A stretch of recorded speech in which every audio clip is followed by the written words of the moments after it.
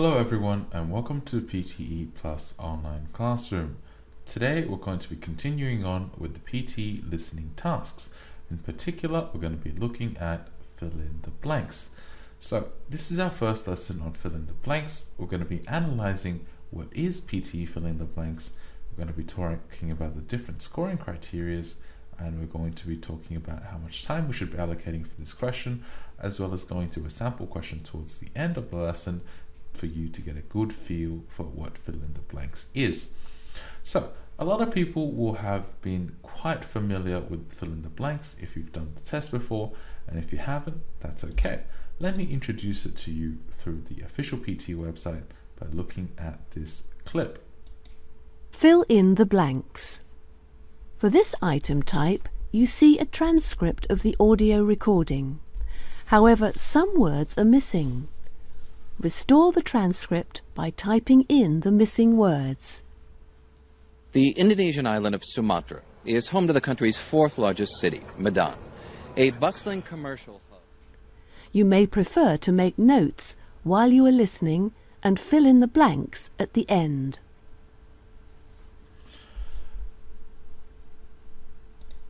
Okay, so from this video we can get a lot of information.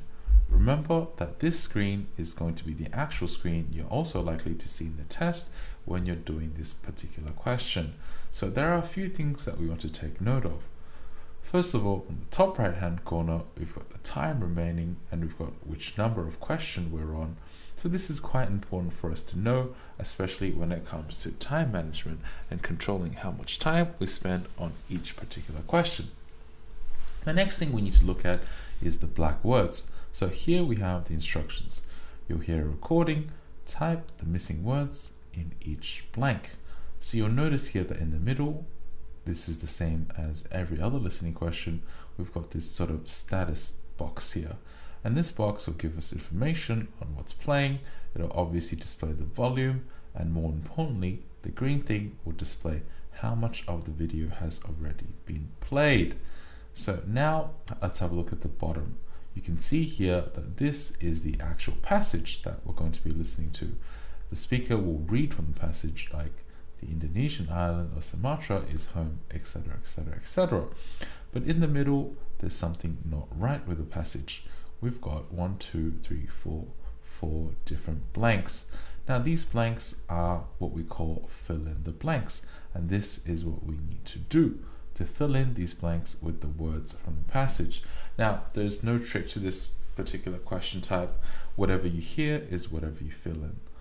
You don't have to substitute it for another word, a word of a different meaning, or a word of a similar meaning. So none of that.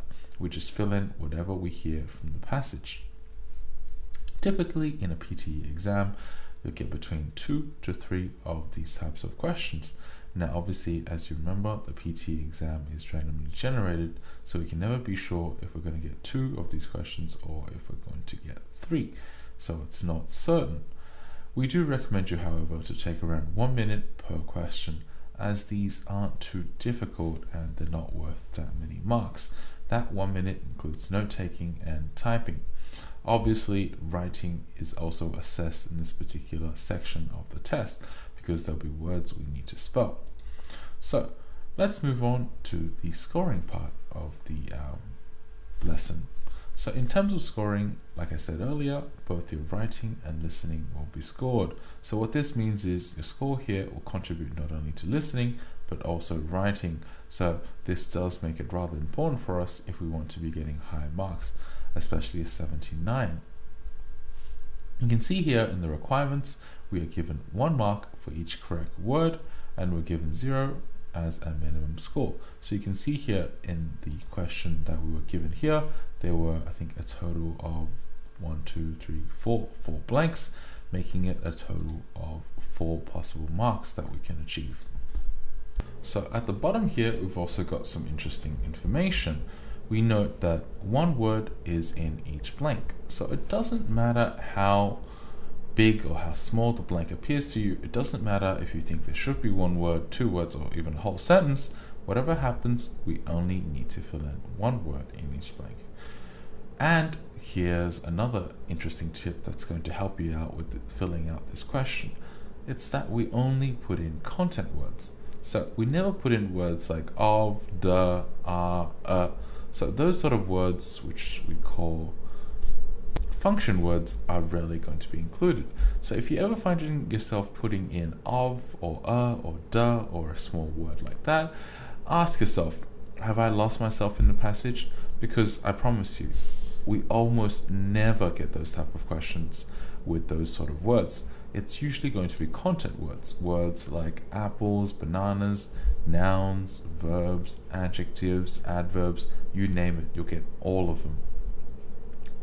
The final thing I want to tell you about is that there are usually between 3 to 7 blanks in each question.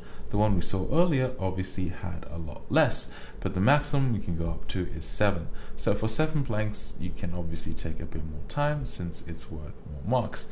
If there are a total of 3 blanks, it's worth 3 marks, and if there are a total of 7 blanks, it's obviously worth 7 marks.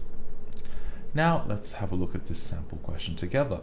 In the actual exam, you'll be given 7 seconds to prepare yourself for this clip. So in that 7 seconds, obviously, clearly the 7 seconds isn't going to be long enough for us to read the entire passage. So what can we do instead? Instead, what we can do is we can use that 7 seconds to just read the first sentence and get really familiar with the first sentence. The idea is, if we're very familiar with the first sentence, when the audio clip actually starts playing, we'll be able to follow along in the right sort of speed and will not have to use too much brain power. So let's listen to it together. Chapter 6, Fill in the Blanks, Track 12.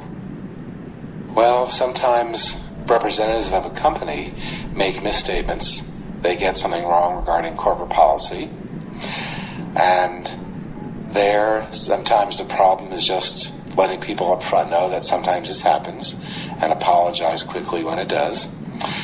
What some companies do as an alternative is have hobbyists, aficionados run the discussion boards, and then representatives participate in that, but then they have much less liability as far as I could tell. Okay, now I'm going to give you 30 seconds to finalize your answers and double check your spelling before we continue to talk about the answers and analyze this question.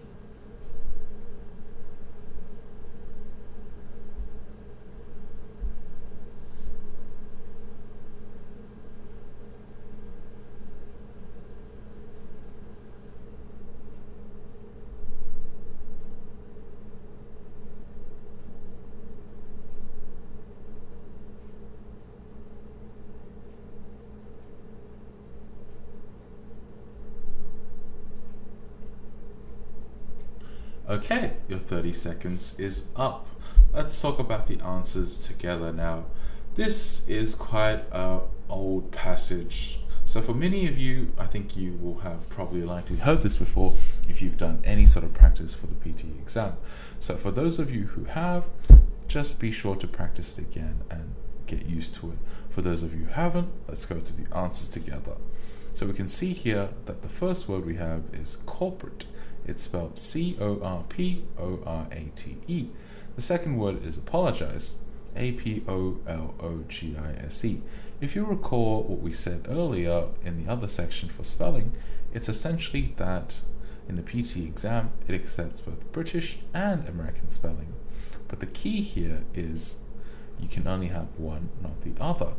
In this particular question, there's only one word where you can have a British or American spelling, so it doesn't really come into play. But for other questions, make sure you only have either the British or American spelling and not both. The next word here is hobbyist, H-O-B-B-Y-I-S-T-S. Now, this is where a lot of students tend to make mistakes because they'll probably miss out on the S. The key here is looking at the word in front of hobbyist, which is have. Have is a plural, which means that this word has to be a multiple, in which case it would be hobbyist.